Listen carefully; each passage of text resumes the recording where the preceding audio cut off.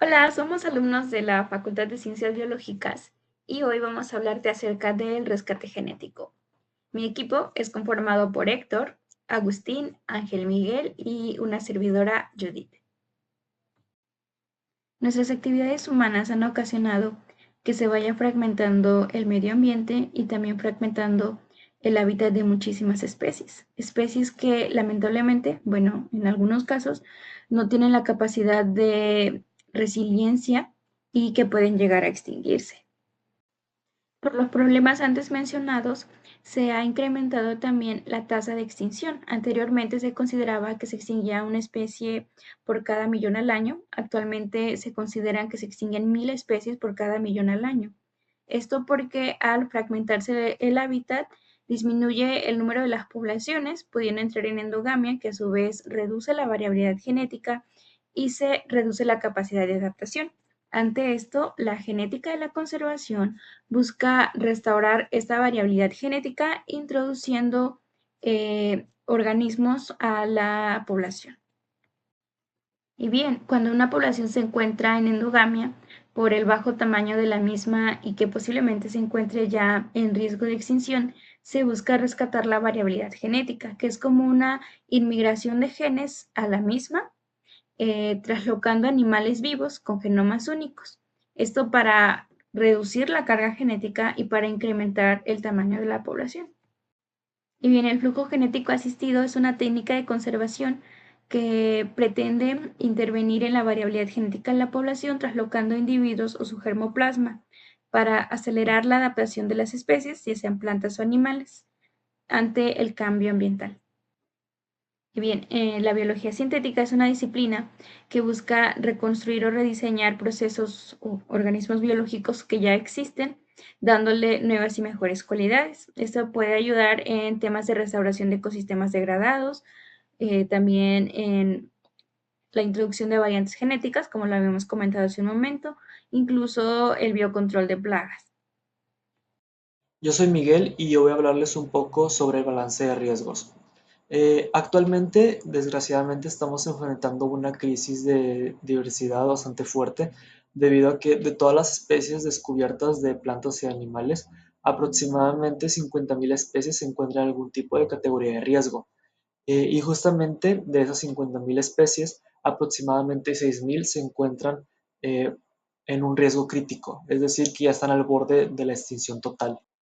Por lo que si bien el rescate genético debería ser considerada como una de las últimas opciones, si no por decir la última opción, para tratar esos problemas de diversidad por problemas genéticos, eh, igualmente puede ser una gran alternativa para evitar la extinción de muchas especies.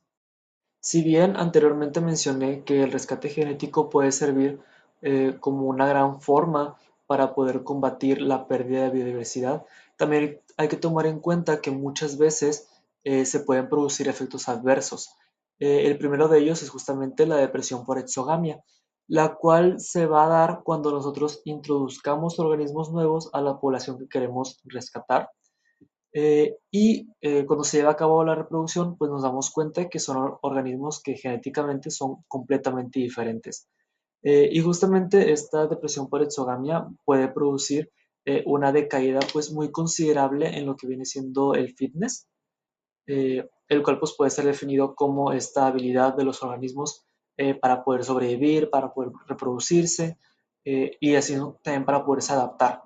Eh, y bueno, en el caso de la imagen, pues se ve una pérdida de vigor, lo cual pues viene siendo cierta reducción en la fuerza de la planta. Y en el caso de los animales, pues puede verse en problemas de fertilidad, en problemas de supervivencia, en problemas para obtener su alimento, entre otras cosas. Asimismo, otro de los efectos adversos que vamos a poder tener al momento de realizar la introducción de nuevos organismos es la inundación genética o desplazamiento genético, que básicamente es que cuando nosotros introducimos nuevos organismos, el genotipo que estos aportan a la población termine desplazando al genotipo original y que esto produce que las características genéticas originales que poseía la población en su momento se terminen perdiendo completamente. Esto principalmente debido pues a la dominancia de los genes. Un ejemplo de esto son con las especies que suelen hibridizar demasiado, es decir, que tienen como que su genotipo suele estar más susceptible a las alteraciones. Como por ejemplo en el caso de la imagen tenemos el ejemplo de los encinos, los cuales pues en sí los miembros de esta familia, la familia Fagaceae, suelen hibridizar demasiado. Entonces, a la más mínima alteración en el cruce de organismos, pues se pueden llegar a producir alteraciones en el genotipo original. Ahora bien, uno de los problemas más graves que podemos encontrar en todo esto, y que justamente es un problema al cual muchas veces no le prestamos tanta atención como deberíamos, es una cuestión moral. Y es que justamente gracias a esta clase de cosas ignoramos cuál es el verdadero problema que hay detrás de la pérdida de biodiversidad.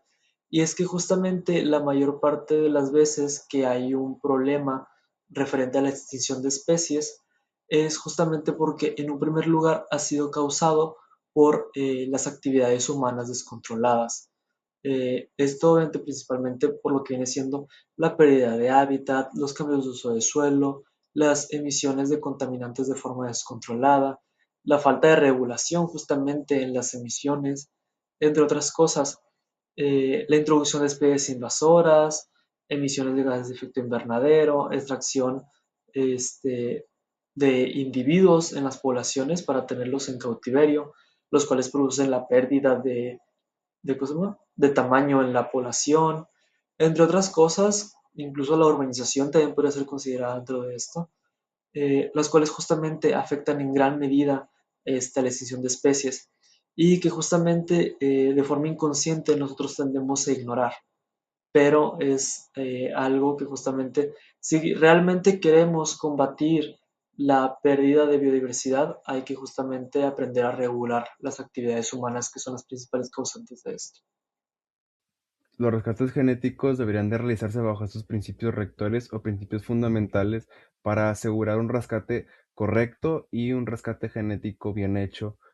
El primer principio rector nos habla de la intención y la amenaza subyacente.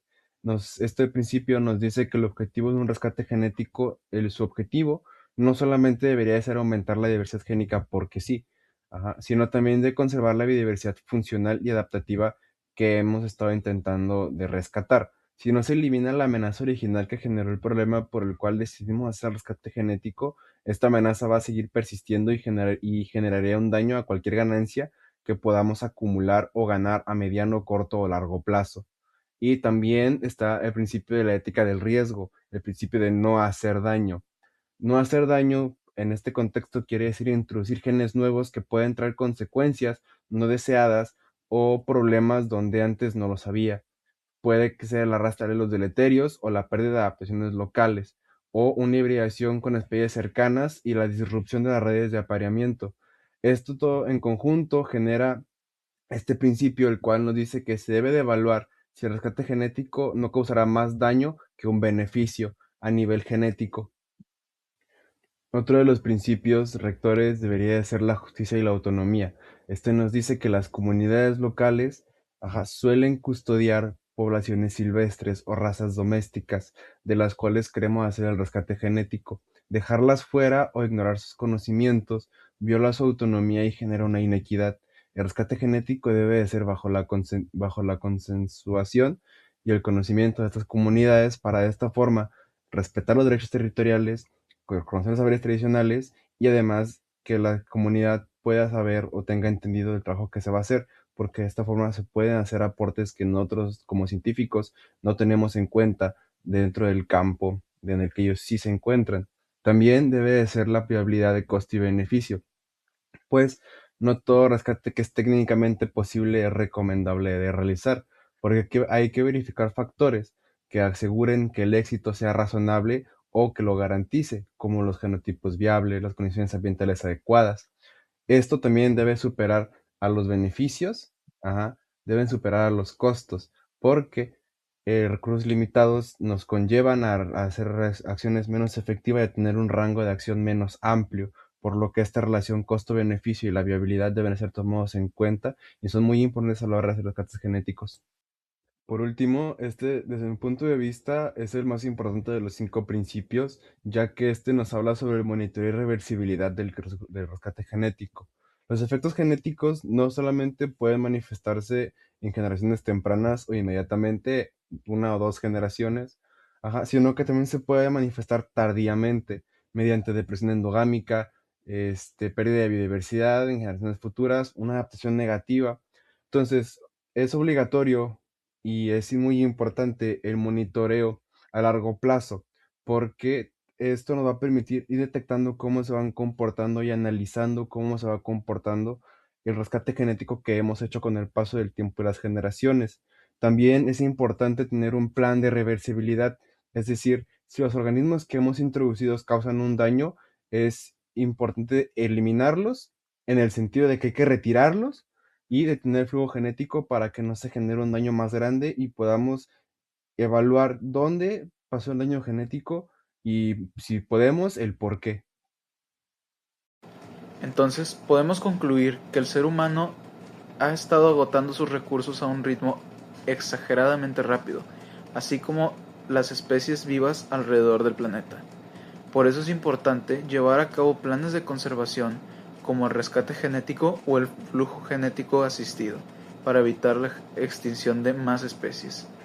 Sin embargo, no se puede realizar sin antes haber tomado en cuenta su relación de riesgos-beneficios, pues un rescate genético mal hecho puede llevar a cabo una extinción acelerada, así como todas las repercusiones éticas que ésta lleva.